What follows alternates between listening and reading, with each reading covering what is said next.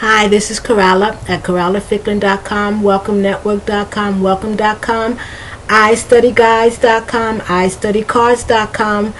And to pick up any of my writings, or to download any of my writings, you can go to Pedians, P-E-D-I-A-N-S. This is the third video that I'm doing on animal expressions about dogs. So I'm just going to go right to it. You can go to iStudyGuides or iStudyGuides.com, iStudyCards.com, and download and get a much more detailed understanding of the origin of the expression and everything. But here I'm just going to give you the expression and maybe a little bit of commentary. The worst dog. This is I'm translated from an Italian proverb, and this is in the 16th century. This is when it was written or created or whatever. The worst dog waggeth his tail. Interesting. Waggeth.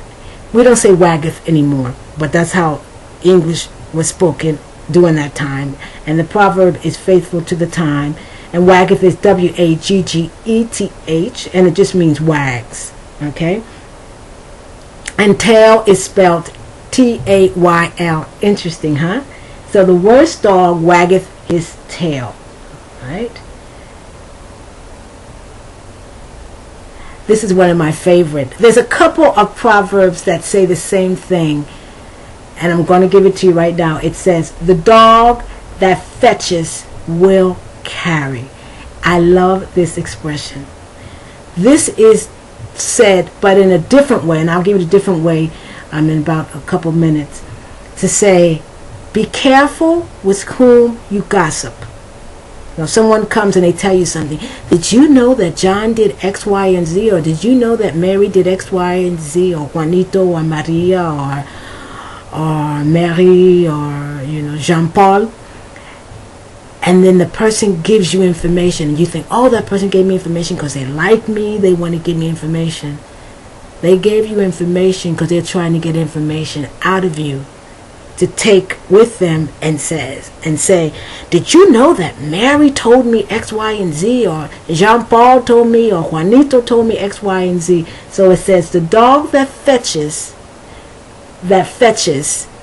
will carry. And to fetch means that goes and gets something for you. If I say go fetch, you run and you get it.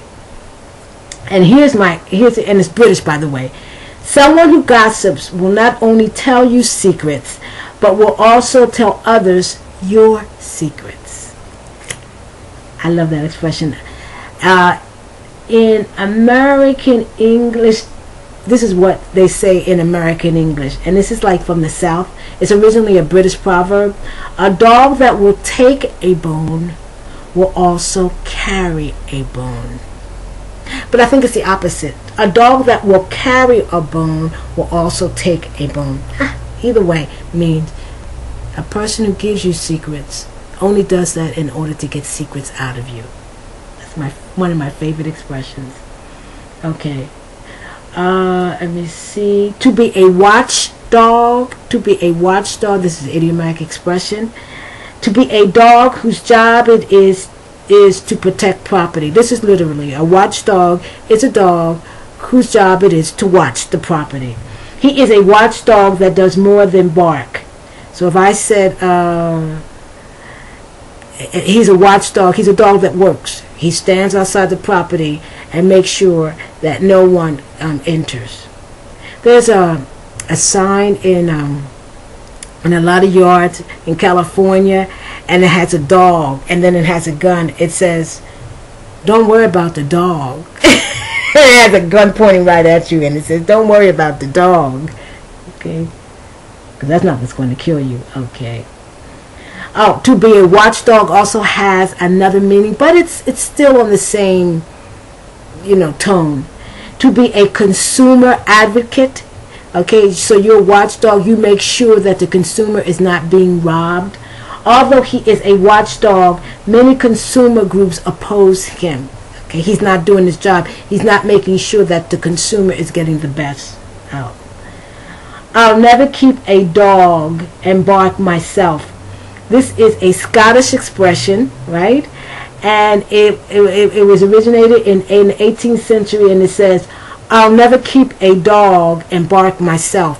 The only reason you have the dog is for the dog to bark. So why should you bark? That is, you get whatever you're supposed to get to do the job to be done, so that you don't have to do that job. Okay? It's not an expression I've ever used before, but I like it. I'll never keep a dog and bark myself. Okay? A Scottish expression. Hout your dog and bark yourself. Now it's just the opposite of what I just said in the prior expression. And listen to this: hout or hout your dog and bark yourself. The reason I don't know how to pronounce it, because the OU has a lot of pronunciation in English, and I guess it's English, but it's Scottish English. And hout or hout means silence.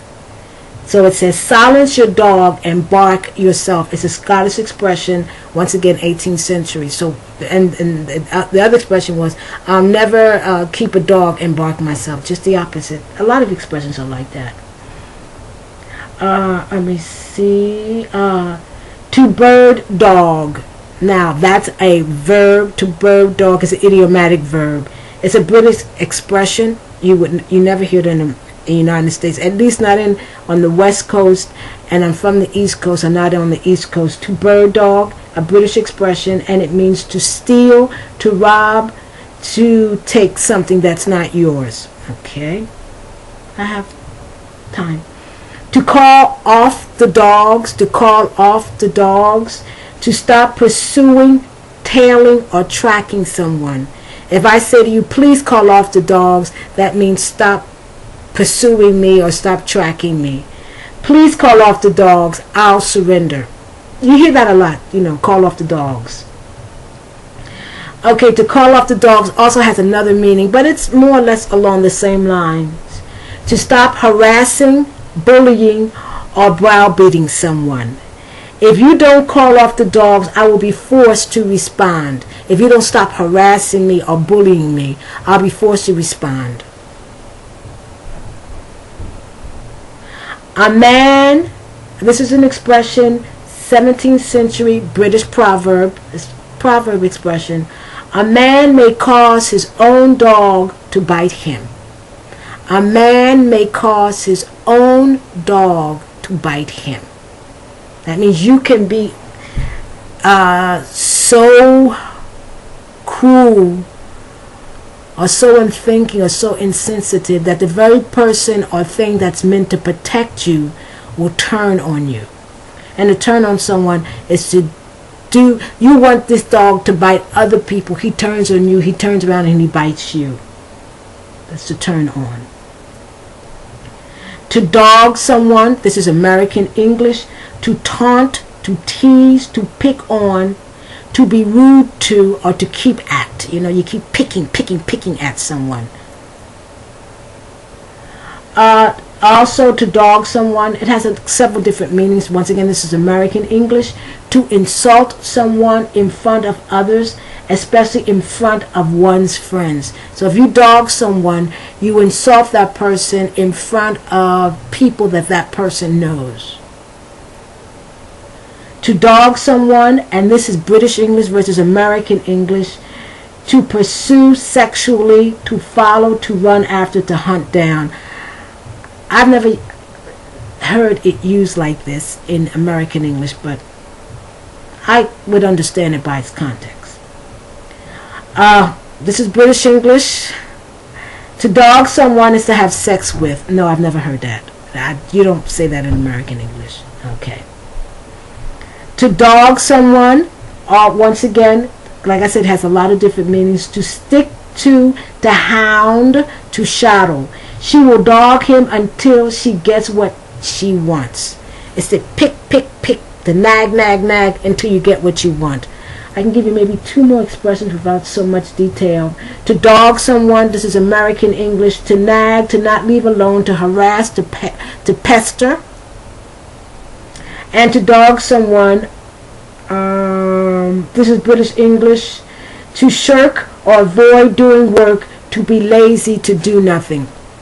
Okay, I'm almost out of time, so this is Coralla Ficklin at CorallaFicklin.com.